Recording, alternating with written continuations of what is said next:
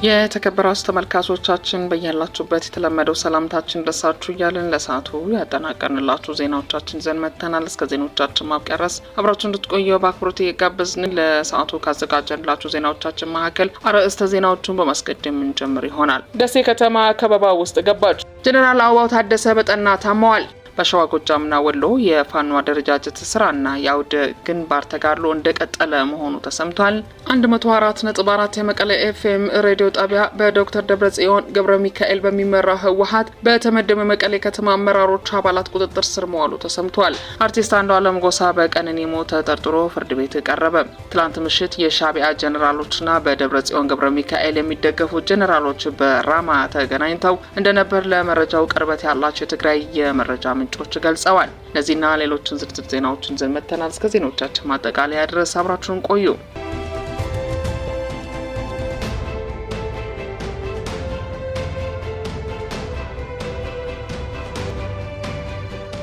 ደሴ ከተማ ከበባ ውስጥ ገባች። አማራ ፋኖ በወሎ ቤተ አማራ ልጅ ኢያሱ ኮር ከወሎ መዲና ደሴ ከተማ በቅርብ ርቀት የሚገኙ ቀጠናዎች ተቆጣጠረ። ተጠናክሮ በቀጠለው የህልውና ተጋድሎ የአማራ ፋኖ በወሎ ቤተ አማራ ልጅ ኢያሱ ኮር ራንቦ ክፍለ ጦር ዛሬ ማለትም በቀን 4/7/2017 ዓ.ም በደቡብ ወሎ ዞን ደሴ ዙሪያ ወረዳ መሃል ገንደ በረራ እና ጀጀሮ ቀበሌ 23፣ 24 እና 25 ቀበሌዎች ላይ ከንጋት 11 ሰዓት ጀምሮ በተደረገ ሚሊሻና አድማ ብተና የማጽዳት የግዳይ ዘመቻ ሙሉ በሙሉ ተሳክቶ ያለምንም መስዋዕትነት ሶስቱን የደሴ ዙሪያ ቀበሌን በጀግንነት ተቆጣጥረዋል። በውጊያው ከ5 በላይ የተማረኩ የጠላት ኃይሎች እንዳሉና ከማህበረሰቡ የተሰበሰቡ ለምለም እንጀራ ሳይቀር አዝረክርኮ እግሩ ወደ መራው ቁስለኛ ጭምር ጥለው ፈርጥጠዋል። አሁን በዚህ ሰዓትም ቀበሌዎችን በጀግንነት የተቆጣጠሩት የራምቦ ክፍለ ጦር ከፍተኛ አመራሮች ህዝቡን ሰብስበው እያወያዩና እያስተማሩ ይገኛሉ። ህዝቡን ባየው ጀግንነት እየተገረመ ሲሰበክ የነበረውን የፋኖ መጥፎ ስነ ምግባር እና የተበትነዋል ፕሮፓጋንዳ ሐሰት እንደነበረ እየመሰከረ ይገኛል። ደሴን ከጠላት ቁጥጥር ነጻ ለማድረግ የሚደረገው ዙሪያ ከበባ የመጀመሪያ ምዕራፍ በጥሩ ጅማሮ ተጀምሯል። ከደሴ ቅርብ ርቀት ላይ ሰፍረው ሰኞ ገበያን አሻግረው እየተመለከቱ እንደሆነ ደሴንም በቅርብ እንደሚይዟት በጀግንነት መልእክት አስተላልፈዋል።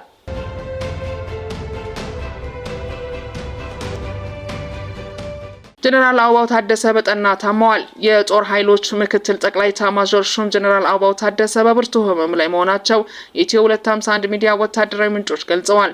በጡረታ ተሰናብተው የትግራይን ጦርነት ተከትሎ የተመለሱትና የሙሉ ጀነራልነት ማዕረግ የተሰጣቸው አበባው ታደሰ በአማራ ክልል የታወጀውን ጦርነት ላለፉት 18 ወራት እየበሩ ህዝባችን ሲያስጨርሱ ነበር። ከሳምንታት በፊት የብልጽግናው ሰው በጠቅላይ ሚኒስትር ጽህፈት ቤት ለተከታታይ ጀነራሎች የቀጣይ ጦርነት ትዕዛዝ እሰጣለሁ በወዳጅነት ፓርክ ወክ ሲያደርጉ ከጎናቸው አድርገው ከታዩ በኋላ በጠና ህመም ላይ የሚገኙ ሲሆን የህመማቸው መንስኤ የምግብ መመረዝ እንደሆነ የኢትዮ 251 ሚዲያ ወታደራዊ ምንጮች ገልጸዋል። ከሙርከኛው ፊልድ ማርሻል ብርሃኑ ጁላ ጋር በብዙ እንደማይስማሙ በውስጥ አዋቂ ምንጮች የሚገልጹ ጀነራል አበባው ታደሰ ፊልድ ማርሻሉ የብአዴን የብልጽግና አመራሮችና የአማራ ተወላጅ ጀነራሎችን ሰብስበው ከፋኖ ጋር ትስስር ስላላችሁ ነው እስካሁን ማሸነፍ ያልቻልነው። የኦሮሞ አመራርና ጀነራሎች ሸኔን ወደ ስምምነት አምጥተው በአማራ በኩል ያላችሁትን ግን ቁርጠኝነት ያላችሁትም ካሉበት የጠቅላይ መምሪያው ስብሰባ በኋላ መካረራቸው ከፍ ብሎ እንደነበርም ቅርበት ያላቸው የኢትዮ 251 ሚዲያ ወታደራዊ ምንጮች ገልጸዋል።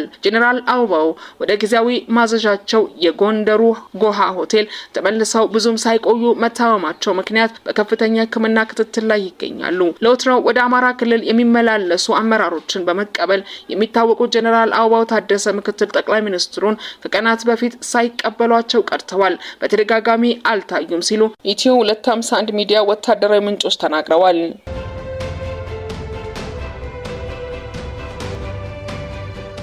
በሸዋ ጎጃምና ወሎ የፋኖ አደረጃጀት ስራና የአውደ ግንባር ተጋድሎ እንደቀጠለ መሆኑ ተገልጿል። ፋኖ በሸዋ ጎጃምና ወሎ ውጊያዎችና የአደረጃጀት ስራዎችን መሳ ለመሳ አበክሮ እያካሄደ ሲሆን የአገዛዙ ጦር ደግሞ ንጹሃንን እየጨፈጨፈ ቤተ እምነቶችን እያወደመ ነው። የአገዛዙ ዋነኛ ተላላኪ የሆነው የገሚሹ በየነን መንገድ ስራ ማህበር በመሐረቤቴ አውራጃና አካባቢው ለመንገድ ስራ የገባው ውል ከአገዛዙ ጋር በመደራደር ስራው ማቋረጡ ታውቋል። ስለሆነ መንገድ መስራቱን አቋርጦ ንብረ ንብረቱን በአገዛዙ ሰራዊት አስጠብቆ ከመርሃ ቤቴ ወደ ለሚ ጀማን አቋርጦ በሄደበት ሰዓት ልዩ ጥናትና ክትትል በማድረግ ኮከብ መስክ የተባለ ቀበሌ ላይ ድንገት በናዶ ክፍለ ጦር ተወርዋሪ ኃይል እሳተ ገሞራ ሻለቃ ጥቃት ተፈጽሞበታል። በዚህም ከአገዛዙ ሰራዊት አንድ ፓትሮልና አንድ ገሚሹ በየነ መንገድ ስራ ላይ በኮንትራት የሚሰራ የግል መኪና ተማርኮ የግል መኪናው ከነሹፌሩ ተለቋል። ይህን ፓትሮል አስለቅቃለሁ ብሎ የመጣው ተጨማሪ አገዛዙ ጦርም በጀማ ወንዝ ዙሪያ መመታቱን ድርጅቱ አስታውቋል። በሌላ በኩል መጋቢት 2017 የብልጽግና ጦር በምንጃር ሸንኮራ ዮሐንስ ቤተክርስቲያን በመግባት የጥበቃዎችን መሳሪያ ነጥቆ ታሪካዊ ቅርሶችን ነዋየ ቅዱሳትን ዘርፏል። ይህን ዘረፋ ሲፈጽም አካባቢው ካሉ ፋኖ ውስጥ ጥቃት እንዳይደርስበት በርካታ ቁጥር ያለው ጦር እንዳሰለፈ የተገለጸ ሲሆን የፋኖ ኃይሎችም ቤተክርስቲያኑ ላይ ውድመት እንዳይደርስ በሚል ተኩስ ከመክፈት ተቆጥበዋል። አማራ ፋኖ በጎጃም ተጋድሎ መነሻውን ከእንጅባራ ከተማ ያደረገ ራሱን አድማ ብተና ሚኒሻ የሀገር መከላከያ ሰራዊት እያለ የሚጠራው ቡድን ራሱን በአንድ ሬጅመንት በማዋቀር በባንጃ ወረዳ አካና አቦ እየተባለች በምትጠራው ገጠር ቀበሌን ለመውረር እንቅስቃሴ ቢያደርግም አማራ ፋኖ በጎጃም የጎጃም አገው ምድር 03ኛ ክፍለ ጦር የቀኝ አዝማች ስሜነህ ደስታ እንጅባራ ብርጌድ ሰራዊት ቀድሞ ብሎ ወታደራዊ ዝግጅት በማድረግ የመጣውን ኃይል ሙትና ቁስለኛ በማድረግ ተመልሰዋል። ወረራው የታሰበው አከና ቀበሌ የሚከበረውን የአቡነ ገብረ መስቀል ቅዱስ ዓመታዊ ክብረ በዓል ለማስተጓጎል ታስቦ ቢሆንም የሽብር ቡድኑ ለፈጸመው ያሰበውን ወረራ የጀግናው የቀኝ አዝማች ስሜነህ ደስታ እንጅባራ ብርጌድ የመረጃና ደህንነት ቡድን የወታደራዊ ክንፍ ጋር በመቀናጀት አክሽፈው በዓሉን ለማክበር ይደረግ የነበረው መሰናዶ ከቆመበት ቀጥሏል። በተጨማሪም አሸባሪው ዘልቆ በገባባቸው የገጠር ጎጦች ከጦርነቱ ጋር ምንም አይነት ተዛምዶ የሌላቸው ሰዎች ላይ ሊፈጸም የነበረውን ጅምላ ርሸና ሰራዊታችን ደርሶ በፈጸመው ወታደራዊ አጸፋ ህዝባችን ከሽብር ጥቃት ለመታደግ ችለናል።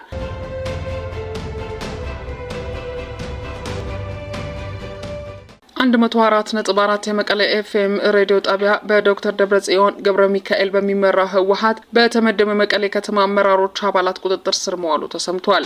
አመራሮቹ በሰራዊት ታጅበው ሬዲዮ ጣቢያው እንደተቆጣጠሩ ተነግሯል። ምናልባትም በቀጣይ ደግሞ የድምጽ ወያኔ እና ትግራይ ቴሌቪዥን ሚዲያዎችን ሊያዙ እንደሚችሉ የቲግቫ ኢትዮጵያ መቀሌ ቤተሰብ ታማኝ ምንጮች ለመስማት ተችሏል። መገናኛ ብዙሃን ዛሬ ከአዲስ አበባ የተሰጠውን የጊዜያዊ አስተዳደር ፕሬዝዳንት አቶ ጌታቸው ረዳ መግለጫ እስካሁን አላስተላለፈም። ከዚህ ጋር በተያያዘ አቶ ጌታቸው ረዳ ከቢቢሲ እንግሊዝኛ ጋር ያደረገው አጭር ቃለ መጠይቅ ላይ ያነሳው ሀሳብ የመቀሌ ወደ አዲስ አበባ የመጣውት ሸሽቻ አይደለም፣ የትግራይ ላይ ያለውን ሁኔታ እንዳስረዳቸው ጠቅላይ ሚኒስትሩ በአካል ቀርቤ እንዳስረዳ ስለጠየቁኝ ነው። በዚሁም የምዕራብ ሀገራት ዲፕሎማቶች ስለተፈጠረው ውጥረትና ይህ ገባኤ አደረጉ ባይ ህገወጥ ቡድን ተግባር ማብራሪያ ለመስጠት ነው። ወደ መቀሌ በሚቀጥለው ሳምንት ለመመለስ ነው ሀሳቤ። የፌዴራል መንግስት ጣልቃ እንዲገባ የሚደረገው እኔ ስለጠየቁ አይደለም። ጣልቃ እንዲገባ የሚደረገው የፕሪቶሪያ ስምምነት ፈራሚ አካል ስለሆነ ነው። ይህ ቡድን የፕሪቶሪያ ስምምነት አደጋ ላይ ጥሎታል ብለዋል።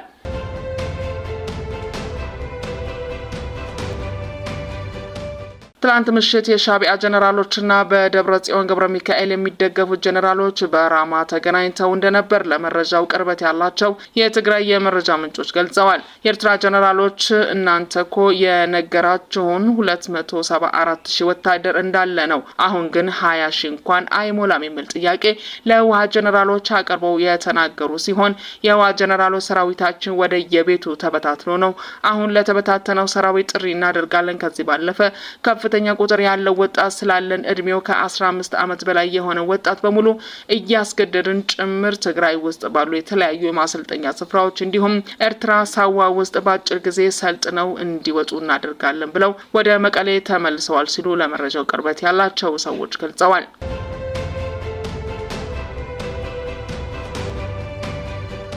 አርቲስት አንዱዓለም ጎሳ በቀነኒ ሞት ተጠርጥሮ ፍርድ ቤት ቀረበ። አርቲስት አንዱዓለም ጎሳ በእጮኛው ቀነኒ አዱኛ ሞት ተጠርጥሮ ከታሰረ ከ2 ቀናት በኋላ ፍርድ ቤት መቅረቡን ጠበቃው ለቢቢሲ አፋን ኦሮሞ ገልጿል። ፖሊስ እስካሁን የአሻራ ማንሳቱን አስክሬኑን ወደ ሆስፒታል በመላክ የአስክሬን ምርመራ ማድረጉን ገልጾ የሰው ማስረጃን በማሰባሰብ ላይ እንደሚገኝም ተናግሯል። አሁን ፎቶግራፎችን ከመዝገቡ ጋር ለማያያዝ የሰዎች ምስክር ለመስጠትና የአስክሬን ምርመራውን እስኪመጣ ድረስ ለማጣራት 14 ቀናት ያስፈልገኛል ብሏል። የአንዱዓለም ጠበቃ በበኩሉ የዋስ መብት ይሰጥ ብሎ ቢጠይቅም ፍርድ ቤት የአስክሬን ምርመራ እስኪደርስ በማለት 13 ቀናት ድምጻዊው በማረሚያ ቤት እንዲቆይ ወስኗል።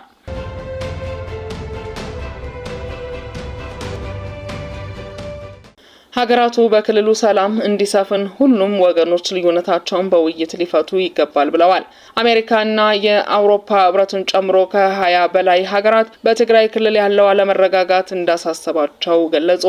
በትግራይ ክልል በጊዜያዊ አስተዳደሩና በደብረጽዮን ገብረ ሚካኤል ቡድን መካከል ግጭት መከሰቱን ተከትሎ የመፈንቅለ መንግስት እየተፈጸመ መሆኑንም የክልሉ ጊዜያዊ አስተዳደር ፕሬዝዳንት ጌታቸው ረዳ መናገራቸው ይታወሳል። አቶ ጌታቸው ረዳ በመቀሌና አዲስ አበባ በሰጧቸው መግለጫዎች ላይ እንዳሉት የህወሓት አንዱ ክንፍ በጊዜያዊ አስተዳደሩ ላይ አመራሮች መሾም፣ ማህተም መቀማት፣ ቢሮዎችን መቆጣጠርና ሌሎች ህጋዊ ያልሆኑ ስራዎች ያካሄደ እንደሆነ ተናግረዋል። ይህን ተከትሎ በትግራይ ክልል አለመረጋጋት የተፈጠረ ሲሆን በክልሉ ዳግም ጦርነት ሊቀሰቀሱ ይችላል የሚሉ ስጋቶች አይለዋል። መቀመጫውን አዲስ አበባ ያደረጉ ከ20 በላይ ሀገራትን በትግራይ ክልል ያለው ሁኔታ እንዳሳሰባቸው ባወጡት የጋራ መግለጫ ላይ ገልጸዋል። የጋራ መግለጫው ካወጡት ሀገራት መካከል አሜሪካ፣ ብሪታንያ፣ የአውሮፓ ህብረት፣ ጀርመን፣ ፈረንሳይ፣ ስዊድን፣ ቤልጅየም እና ሌሎችም ሀገራት ይገኙበታል። ሀገራቱ በጋራ መግለጫቸው ላይ በሰሜን ኢትዮጵያ ለነበረው ጦርነት መቆም ምክንያት የሆነው የሰላም ስምምነት ሊጣስ እንደማይገባም ገልጸዋል። ስምምነቱ ጦርነትን ያስቆመ መሆኑን የተናገሩት ሀገራቱ ወደ ግጭት የገቡ አካላት